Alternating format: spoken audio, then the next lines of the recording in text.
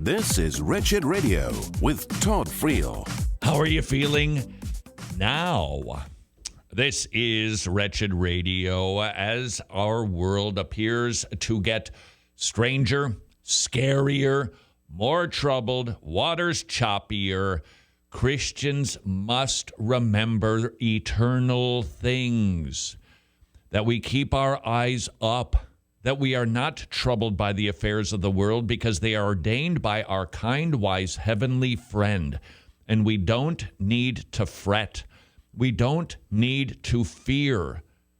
Believe me, if you had to face God and you were not hidden in Christ, and his thunderous voice condemns you to eternal damnation, you're not going to be spending time going, oh, but the election, oh, because it'll pale in comparison.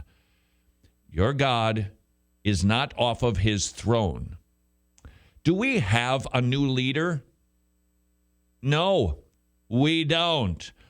We may or may not have a new president. Insignificant by comparison. Not entirely irrelevant, but by comparison, this is nothing. This is nothing. Bad rulers have come, bad rulers have gone, good rulers come, good rulers go. And God is stable and constant, and he is not biting a single nail, worried about how this is going to turn out for you, for me, for his son, for his kingdom, because his kingdom reigns forever and ever and ever. And this election is not going to thwart that. Let's keep our eyes up, Christian, not just as a mere opportunity to utilize our faith to get through a rather anxious time, but because it's true, and that's where our eyes are supposed to be anyway. And this could be an opportunity to grow in our trust and our love and our gratitude and our confidence in him more. Is there anything you and I can get out of an election? Have you taken the time to ask that? God has determined the outcome of every election, and he knows that it's going to affect you. Is he ever not completely mindful of you, more mindful of you than you are of yourself? And the answer to that question is no.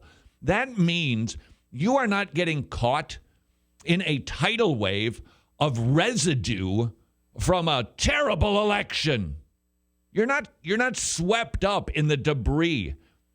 It was not only ordained for Donald Trump, Joe Biden, every senator, every congressperson.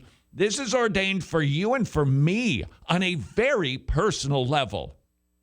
God has determined the outcome of this election, when it's going to be determined, how it's going to be determined. And he knows that because he made that decision with you in mind. God doesn't operate the world on a percentage sort of basis. God doesn't make a decision about a storm and go, well, there's a bunch of sinners I need to wipe out with this tornado, but, they live next door to a Christian. I guess they're just going to get shellacked with it. But I really need to deal with that pagan and send a tornado, so I'll just clean up the mess for the Christian. That is not even remotely close to how God operates. If a tornado hits a town, whatever debris happens, every sliver that is displaced was ordained by God, and that includes the slivers in your life.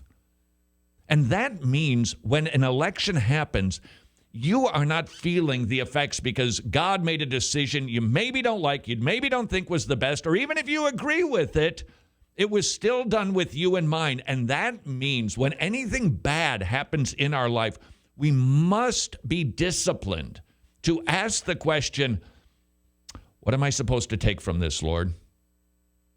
Why have you made this decision for me? Now, we don't want to get all puffed up. Oh, you mean God's running the whole place for my sake? Not like that. You can hear that teaching on the TV or radio any day. No, you're not the center of the universe, but you do happen to be the apple of God's eye because you're in Christ. And he is doing everything that he is doing for your good if you are in Christ. Everything. And that includes this election. So now I have to ask myself the question, if I know that my kind, wise, heavenly friend has determined this election for my sake, all right, Lord, what? What would you like to teach me in this?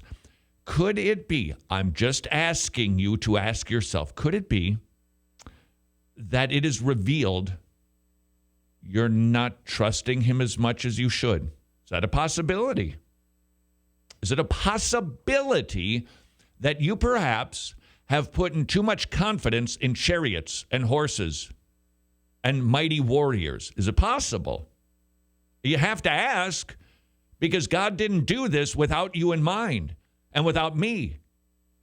Is it possible that God did this so that the stock market will crash, your 401k will shrivel up because you've been loving money too much? Is that possible? I'm just asking, because I think this is the time to do that. And this is always the time to do that.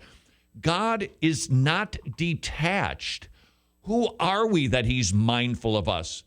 We ask that question to go, wow, that's amazing. God's mindful of us. But just play it out. Extend it. He's actually mindful of you right now. Do you know that God is fully aware of what you're thinking right now?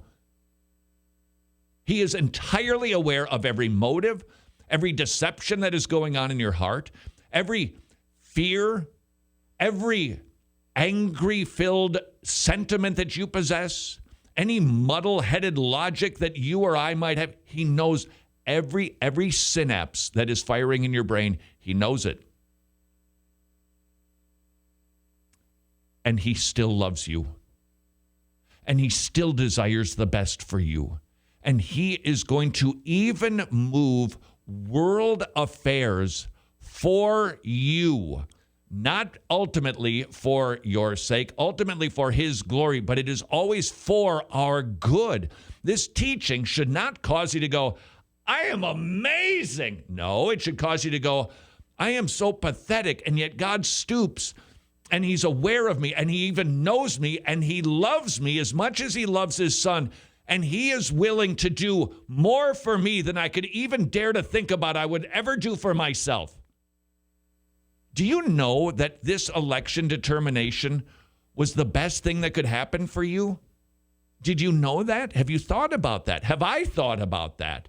I'm inclined to turn on the news and jump right into the deep end of anger, conspiracies. How can we possibly pull this thing out of the fire? Hold it. I'm swimming in the wrong pool. That's the pagan playpen. I'm a Christian. I've got different thoughts. I should. What's God doing for me? I can't answer that for the nation. I can't answer it for the state of Georgia. I can't even answer it for my wife. I can barely answer it for myself. And yet, that is the one person that I can endeavor to try to help figure out, what does God want to do for me in this mess? Because he must. Otherwise, this mess wouldn't have happened. If you needed the other guy to win, or you needed a majority in the House or the Senate, you needed that, and that was actually what you needed. Not based on what you desired, but that's what you needed to grow you in Christ's likeness, then that would have happened. But God is determined, nope, this is exactly right. Now, if you want to just have your mind blown for a moment, I'm talking to you right now, and you're listening to me. So now there's two people that God is intimately aware of. And he somehow, you got your mess, I've got my mess. I've got the areas I need to grow. You've got the areas you need to grow. That's a lot of stuff going on there. And God determined this election for you and for me because it was best for us. Whoa, that takes a lot of thought. That takes a lot of knowledge. Now, add to that millions of believers. Millions. And he has determined this is exactly right for all of them, because this is going to accomplish more good in the spiritual kingdom than if the outcome had been different. That is God, the one who is mindful of us. That should cause your brain to just go kaboom and your heart to soar. This should cause you to rejoice. It should give you confidence, and it should humble you all at the same time. So here's the question. Will you waste the election? Because here's the danger. Let me give you the threatening. If God was trying to teach you something this election and you didn't get it, He's going to give you something worse. Why? Because He cares about you that much. So here's the positive. We have the opportunity today to join the chorus of consternated Christians.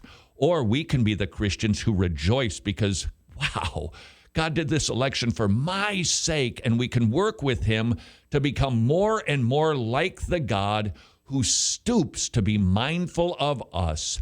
Decision yours. This is Wretched Radio.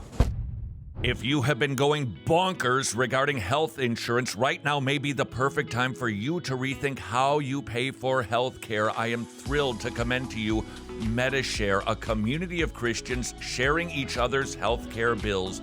400,000 members strong, sharing over $4 billion in medical bills. That means a savings on average per family of $500 per month. Find out more by going to medishare.com/wretched.